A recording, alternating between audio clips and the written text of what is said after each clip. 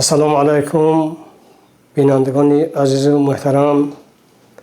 من امام خطیبی مسجد جامعی به نام ایشان مولوی جماعت دعوت وارم باشم.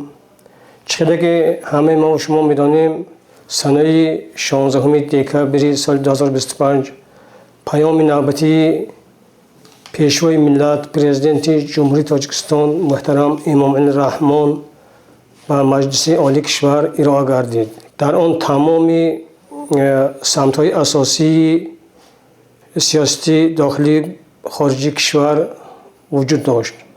من میخوام بعضی فکرهای خود را درباره سخنرانی‌های پیشوای ملت در پیام نوبتی عاید به وطندوستی بعضی فکرهای خود را بگویم.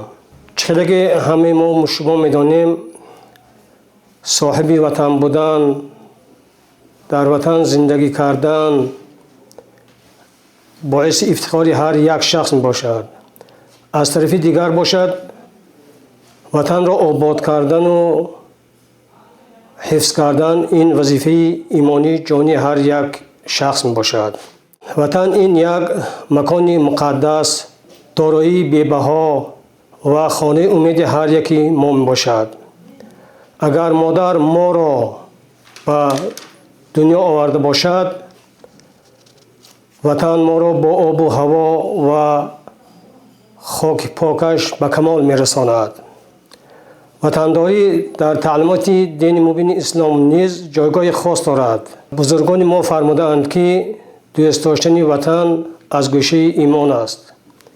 یعنی وطنداری و وطندوستی تنها یک حسیات انسانی نیست، بلکه یک صفت ایمانی و انسانی هر یک شخص می باشد. کسی که وطنش را دوست نمی دارد و نسبت به این نعمت بزرگ ناشکر و ناسپاس است. شکرگزاری به آن معنا است که اگر ما صاحب وطن نباشیم، مرز و بوم خود را حمایت نکنیم، در وطن ما صلح و ثبات پایدار نباشد، ما یگان کار زندگی و عبادت‌های خود را انجام داده نمی‌توانیم. پس باید که ما از این صاحب وطنی و از این صاحب دولتی افتخار کنیم و به قدر این نعمت‌های بزرگ رسیم و شکر این نعمت‌ها را با زبان و با دل و با عمل به جا آوریم. چون که رسول اکرم علیه السلام گفتند که دو نعمت بزرگی است که مردم بعد زوال آن به قدر آن میرسند. یکی تن صحت و دیگری امن و عافیت. پیامبر گرامی ما علیه السلام وقتی که از مکه به مدینه هجرت کرده بودند، پس مکه با یک چهره غمگین نگاه کرده میگفتند که ای مکه، تو عجب سرزمین زیبا هستی، تو را به جان و دلم دوست می‌دارم. اگر مرا از تو بیرون نمی کردن، هیچگاه از تو بیرون نمی آمدم. این سخنهای بزرگ معنای مهر و محبت، دلبستگی به سرزمین اجدادی می باشد. در برابر اینکه ما وطن را دوست می داریم، باید آن را حفظ کنیم. حفظ وطن این ناموسی ملی ایمانی هر یک شخص می باشد. حفظ وطن از یک سوی اگر تأمینات صلح و ثبات باشد، از سوی دیگر این افتخاری جوانمردی می باشد. ناموس وطنداری باشد. یک جوان در برابر این که وطن را محافظت می کند، او خودش، اهل آیلش، پدرش، مادرش، برادرش، خواهرش، دیگر پیوندان، عموما اهل جامعه را از تنجی آرامی تأمین می نماید.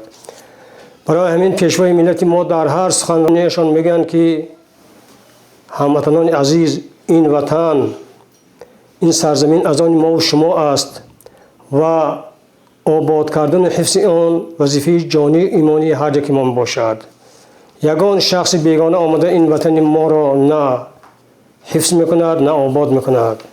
برای همین ما باید که همیشه برای آبادی وطن و حفظ حمایت وطن کوشش کنیم و در برابر این تمام فرزندانمان و جوانانمان به این محبت به وطن، وطنداری، وطن پرستی آموزانیم.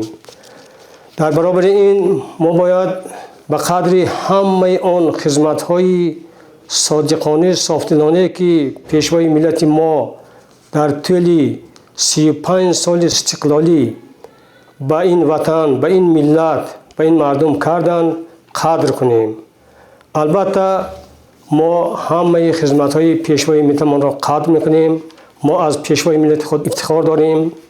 доир ба ин мавридҳо дар паёми навбати худ пешвои миллат бо як боварии комил гуфтанд ки итминони комил дорам ки мо ҳама аҳлони сарҷамъона мин баъд низ барои пешрафту тараққиёт ва ободии ин ватани азизамон хизмат мекунем, заҳмат мекашем ва ба ҳадафҳои некамон мерасем ва тоҷикистони азизро дар арсаи байналмилалӣ боз ҳам обрӯиша баланд мекунем.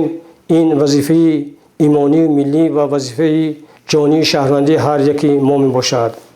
мо мардуми шарифи тоҷикистон ки ҳаме мо аъзои як оилаи бузург яъне тоҷикистон ҳастем, аз ин суханҳои пуреътимоди сарвари давлатамон илҳоми тоза гирифта ҳама сарҷамъона тамоми дастуру супоришҳои асосгузори сулҳу ваҳдати миллӣ пешвои миллат президенти ҷумҳурии тоҷикистон муҳтарам эмомалӣ раҳмонро сармашқи кори худ карда барои боз ҳам ободу зебо намудан ва ҳифзу ҳимояи ин сарзамини аҷдодӣ содиқонаю софдилона хизмат мекунем, ҳиссаҳои арзандани худро мегузорем. худои таоло ҳамин хел кунад ки доимо дар тоҷикистони мо сулҳу суботу амонию оромӣ пойдор бошад.